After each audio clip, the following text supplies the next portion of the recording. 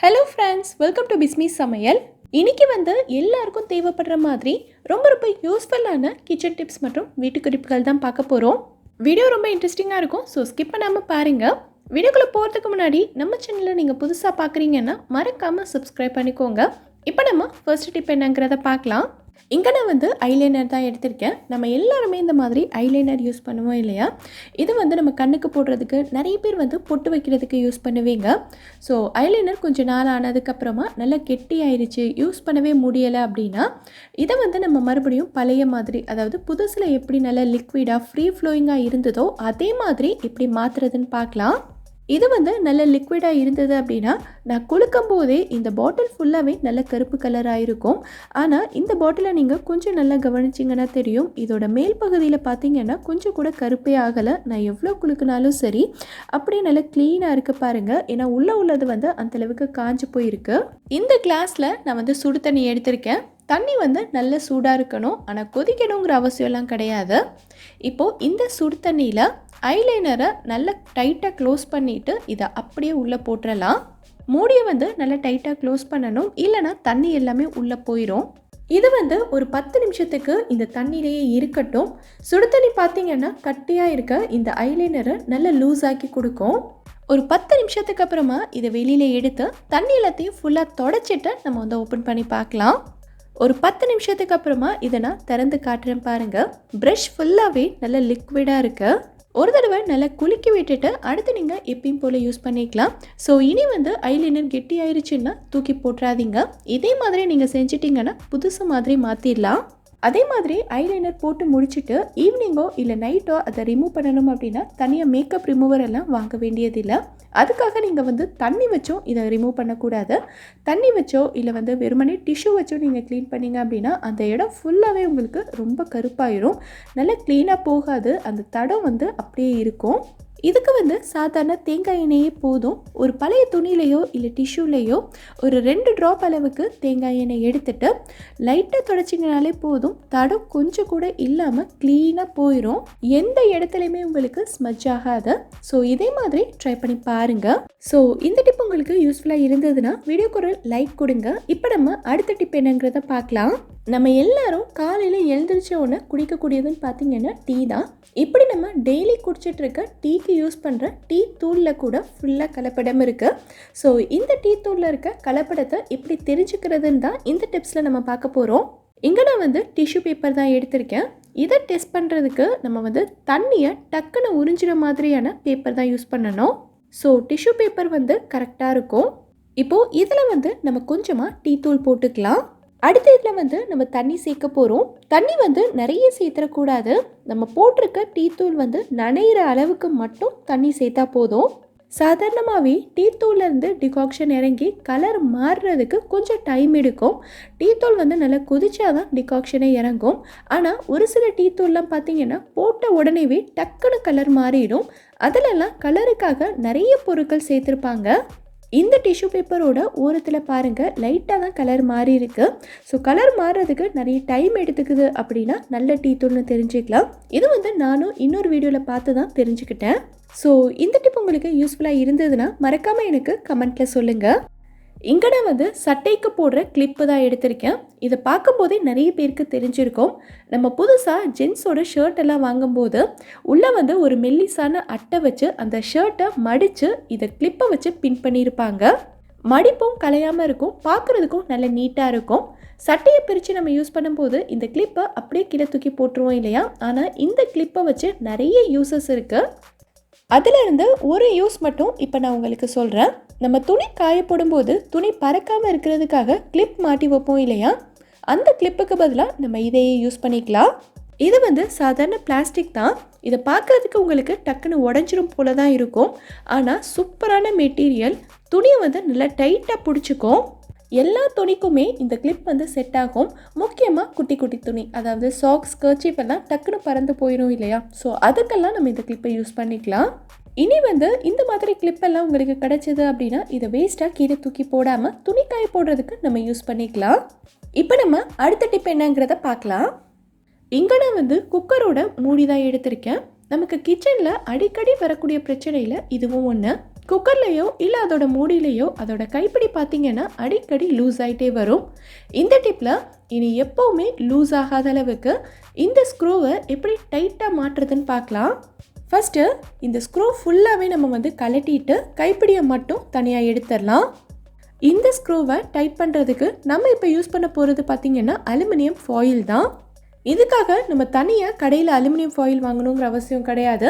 நம்ம கடையில் சாப்பாடு வாங்கும்போது இந்த ஃபாயிலை வச்சு கவர் பண்ணி தருவாங்க. ஸோ அதையும் நம்ம யூஸ் பண்ணிக்கலாம். ரொம்ப பெரிய பீஸ் எல்லாம் தேவைப்படாது. ஒரு சின்ன பீஸ் இருந்தாலே போதும். நான் பாருங்கள் இந்த அளவுக்கு பீஸ் தான் எடுத்திருக்கேன். இது ஸ்க்ரூவை ஒரே ஒரு தடவை சுற்றுற அளவுக்கு இருந்தாலே போதும்.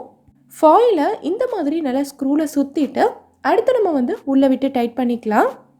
இந்த ஸ்க்ரூவை டைட் பண்ணுறதுக்கு நான் ஏற்கனவே நம்ம வீடியோவில் நிறைய டிப்ஸ் சொல்லியிருக்கேன். இப்போ நான் சொல்லியிருக்கிறதும் ஒரு ஈஸியான டிப் தான். உங்களுக்கு எது ஈஸியாக இருக்கோ அதை நீங்கள் ஃபாலோ பண்ணிக்கலாம். இந்த ஸ்க்ரூவை மாட்டும் போதே உங்களுக்கு நல்ல டைட்டாக ஃபீல் ஆகும். குக்கர் கைப்பிடிக்குன்னு மட்டும் இல்லை, எந்த இடத்துல உங்களுக்கு ஸ்க்ரூ லூஸாக இருந்தாலும் இந்த டிப்பை நீங்கள் ஃபாலோ பண்ணிக்கலாம். இனி ஸ்க்ரூ கலண்டே வராது. கண்டிப்பாக ட்ரை பண்ணி பாருங்கள்.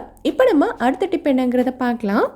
இந்த மாதிரி அவக்காடோலாம் நம்ம கடையிலேருந்து வாங்கினோம் அப்படின்னா அவ்வளோ சீக்கிரத்தில் இது பழுக்காத அவக்காடோ வச்சு நம்ம ஸ்மூத்தியோ இல்லை சாலடோ செஞ்சோம் அப்படின்னா இதோட டேஸ்ட் அந்தளவுக்கு நல்லா இருக்காது. ஒரு மாதிரி பச்சையாக ரொம்ப கசப்பாக இருக்கும். ஸோ இந்த அவக்காடோவை ரொம்ப சீக்கிரமாக எப்படி பழுக்க வைக்கிறதுன்னு பார்க்கலாம். இங்கே நான் ஆப்பிள் தான் எடுத்திருக்கேன். நம்ம ரொம்ப மெனக்கிட வேண்டியது இல்லை. இந்த ஆப்பிளோட அவக்காடோவை சேர்த்து போட்டு வச்சாலே போதும், சீக்கிரமாக பழுத்துரும். ஏன் அப்படின்னா இயற்கையாகவே ஆப்பிளிருந்து எத்திலின் அப்படிங்கிற கேஸ் வெளியில் வரும். ஸோ இந்த எத்திலின் கேஸ் தான் அவக்காடோ சீக்கிரமாக பழுக்கிறதுக்கு ரொம்ப உதவியாக இருக்கும். ஸோ இனி அவக்காடோ வாங்குனீங்க அப்படின்னா தனியாக வைக்காமல் ஆப்பிள் கூடவே சேர்த்து வைங்க, சீக்கிரமாக பழுத்துரும். ஸோ ட்ரை பண்ணி பார்த்துட்டு எனக்கு கமெண்ட்டில் சொல்லுங்கள். பொதுவாக நம்ம காஞ்ச மிளகாய் எல்லாம் வாங்கினோம் அப்படின்னா பாக்கெட்டை பிரித்து அப்படியே டப்பாவில் கொட்டி வச்சுருவோம். அடுத்து நமக்கு தேவைப்படும் போது சட்னி தாளிக்கும் போதோ இல்லை ஏதாவது பொரியல் பண்ணும் போதோ தேவையானதை மட்டும் எடுத்து கையால் பிச்சு உள்ளே போடுவோம். அடுத்து நம்ம மறந்துட்டு அதே கையை கண்ணிலையோ இல்லை மூக்கிலையோ வச்சிட்டோம் அப்படின்னா ரொம்ப எரியும். ஸோ இனி அந்த மாதிரி ஆகாமல் இருக்கிறதுக்கு நம்ம பாக்கெட்டை பிரித்து ஒரு தட்டில் கொட்டி இதை 2 அப்படி இல்லைன்னா 3 பீஸாக கட் பண்ணி அதுக்கப்புறமா நம்ம பாட்டிலில் போட்டுக்கலாம். இது உங்களுக்கு தேவையில்லாத எக்ஸ்ட்ரா வேலை மாதிரி தான் இருக்கும். ஆனால் நீங்கள் காலையில் அவசரமாக சமைக்கும் போதோ இல்லை நீங்கள் எப்போ சமைச்சாலும் இது உங்களுக்கு ரொம்ப ரொம்ப ஹெல்ப்ஃபுல்லாக இருக்கும். ஏன் அப்படின்னா நம்ம மிளகாயை கையால் தொட வேண்டிய அவசியமே கிடையாது. உங்களுக்கு தேவையான 4-5 பீஸ் மட்டும் அப்படியே பாட்டிலில் இருந்து நீங்கள் மூடியில் கொட்டிட்டு இதை சட்னிலையோ இல்லை பொரியலையோ யூஸ் பண்ணிக்கலாம். மிளகாயில் கையே படாது. ஸோ ட்ரை பண்ணி பாருங்கள். அடுத்து நம்ம இந்த மாதிரி மிளகாயை கட் பண்ணி பாட்டிலில் போட்டு வச்சு யூஸ் பண்ணும்போது இது காலியானதுக்கப்புறமா பார்த்திங்கன்னா இந்த பாட்டிலோட அடியில் நிறைய விதைகள் இருக்கும். ஸோ இவ்வளோ விதைகள் உங்களுக்கு வேஸ்ட் ஆகுதுன்னு நீங்கள் நினைக்க வேண்டாம். இதை தனியாக எடுத்து வச்சுக்கோங்க. அடுத்து நீங்கள் தனி மிளகாய் தூளோ இல்லை குழம்பு மிளகாய் தூளோ அரைப்பீங்கள்ல, அப்போ இந்த விதையையும் சேர்த்து போட்டு நீங்கள் அரைச்சிக்கலாம். காரம் சூப்பராக இருக்கும். அடுத்து இது கூடவே இன்னொரு விஷயமும் சொல்லணும்னு நினச்சிருந்தேன். என்ன அப்படின்னா எந்த ஒரு பேக்கெட்டை நம்ம கட் பண்ணுறதா இருந்தாலும் சரி, அதோட மூலையில் சின்னதாக ஒரு பீஸ் மட்டும் தனியாக கட் பண்ணி எடுத்துட்டு அப்புறம் தான் பாட்டிலில் கொட்டுவோம். இனி அந்த மாதிரி கட் பண்ணாதீங்க. நான் வீடியோவில் காட்டியிருக்கிற மாதிரி அந்த பீஸ் அந்த ஃபுல் பேக்கெட்டோட சேர்ந்தே இருக்கிற மாதிரி நம்ம கட் பண்ணி ஓப்பன் பண்ணிக்கலாம். ஏன் அப்படின்னா இந்த பெரிய பிளாஸ்டிக் கவரை நம்ம குப்பையில் தூக்கி போடும்போது தனியாக பிரித்து ரீசைக்கிள் பண்ணிக்கலாம். ஆனால் ஒரு சின்ன பீஸை நம்ம தூக்கி போட்டோம் அப்படின்னா அதை ரீசைக்கிள் பண்ண முடியாது. அது தண்ணியோடையோ இல்லை மண்ணோடையோ கலந்துருச்சு அப்படின்னா அது மக்கி போகிறதுக்கே 1000 வருஷத்துக்கும் மேலே ஆகும்னு சொல்கிறாங்க. இனி சின்ன பீஸாக கட் பண்ணாமல் இதே மாதிரி ஓப்பன் பண்ணிக்கலாம். ரொம்ப சின்ன விஷயம்தான், ஆனால் எல்லாரும் ஃபாலோ பண்ணும்போது பெரிய மாற்றத்தை கொண்டு வரலாம். ஸோ இனியிலேருந்து எல்லாருமே கண்டிப்பாக ஃபாலோ பண்ணி பாருங்கள். இப்போ நம்ம அடுத்த டிப் என்னங்கிறத பார்க்கலாம். இஞ்சி பூண்டு விழுதெல்லாம் நம்ம அரைச்சி ஸ்டோர் பண்ணி வைக்கும்போது ரொம்ப சீக்கிரமாகவே அதோட கலரும் டேஸ்ட்டும் மாறிடுது இல்லையா? அதுக்கான ஒரு சிம்பிள் டிப்பு தான். இஞ்சியையும் பூண்டையும் மொத்தமாக ஒரேடியாக போட்டு அரைச்சிடாமல் ஃபர்ஸ்ட்டு நம்ம இஞ்சியை மட்டும் போட்டு அரைச்சிக்கலாம். அரைக்கிறதுனா ரொம்ப நைஸாக அரைக்கக்கூடாது.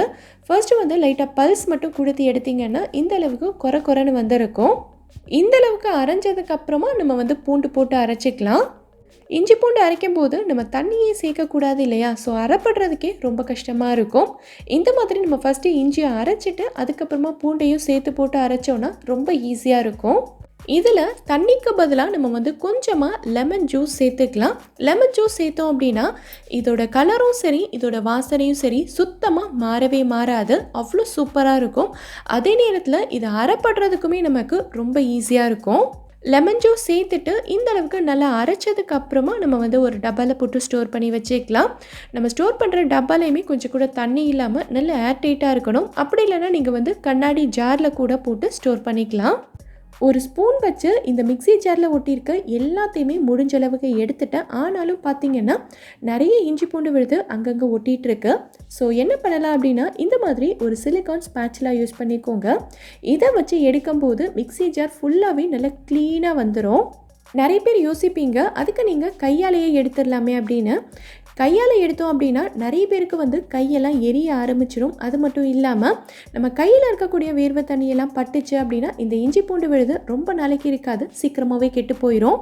எவ்வளோ க்ளீனாக ஒட்டியிருந்த எல்லாத்தையுமே எடுத்தாச்சு. அதே நேரத்தில் நம்ம மிக்ஸி ஜாரும் கொஞ்சம் கூட ஸ்க்ராட்சே ஆகாமல் நல்ல புதுசு மாதிரியே இருக்கும். அடுத்து இதை க்ளீன் பண்ணுறதுமே ரொம்ப ரொம்ப ஈஸி. நம்ம லெமன் ஜூஸ்க்காக பிழிஞ்சோம் இல்லையா, அதோட தோலை மட்டும் நான் எடுத்து வச்சுருக்கேன். இந்த தோலை வந்து நாளாக கட் பண்ணி வச்சுருக்கேன். இதை வந்து மிக்ஸி ஜாரில் போட்டுட்டு இது கூடவே கொஞ்சமாக டிஷ்வாஷிங் லிக்விட் ஊற்றிக்கலாம். கொஞ்சமாக தண்ணியும் ஊற்றிட்டு இதை ஃபுல்லாக அரைச்சி எடுத்துடலாம். ரொம்ப அரைக்க வேண்டாம், ஒரு 2-3 செகண்ட் மட்டும் அரைச்சாலே போதும். பிளேடுக்கு அடியில் ஒட்டியிருக்கிறது எல்லாமே க்ளீனாக வந்துடும். அடுத்து இதை கீழே கொட்டிட்டு நல்ல தண்ணி ஊற்றி கழுவி எடுத்துடலாம். நம்ம இஞ்சி பூண்டு விழுது அரைச்சதுக்கப்புறமா இந்த ஜார்லேருந்து ஒரு மாதிரியான ஸ்மெல் வரும்ல, அந்த ஸ்மெல்ல உங்களுக்கு சுத்தமாக இருக்கவே இருக்காது. நம்ம லெமனோட தோல் போட்டு அரைச்சதுனால ஜார் வந்து பார்க்குறதுக்கே நல்லா ஃப்ரெஷ்ஷாக சூப்பராக இருக்கும். ட்ரை பண்ணி பாருங்கள். இந்த வீடியோவில் நான் சொல்லியிருக்க டிப்ஸ் எல்லாமே உங்களுக்கு ரொம்பவே யூஸ்ஃபுல்லாக இருந்திருக்கும்னு நினைக்கிறேன். இதிலிருந்து ஏதாவது ஒரு டிப் உங்களுக்கு யூஸ்ஃபுல்லாக இருந்தாலும் மறக்காமல் எனக்கு கமெண்ட்டில் சொல்லுங்கள். இந்த வீடியோ பிடிச்சிருந்தா லைக் பண்ணுங்கள். உங்கள் ஃப்ரெண்ட்ஸ், உங்கள் ஃபேமிலி மெம்பர்ஸ்க்கு இந்த வீடியோ யூஸ்ஃபுல்லாக இருக்கும்னு நினச்சிங்கன்னா கண்டிப்பாக ஷேர் பண்ணுங்கள். மறக்காமல் நம்ம பிஸ்மி சமையலுக்கு சப்ஸ்கிரைப் பண்ணிவிட்டு பக்கத்தில் இருக்கக்கூடிய பெல் ஐக்கானில் ஆப்ஷன் ஆலும் கிளிக் பண்ணுங்கள். தேங்க்யூ.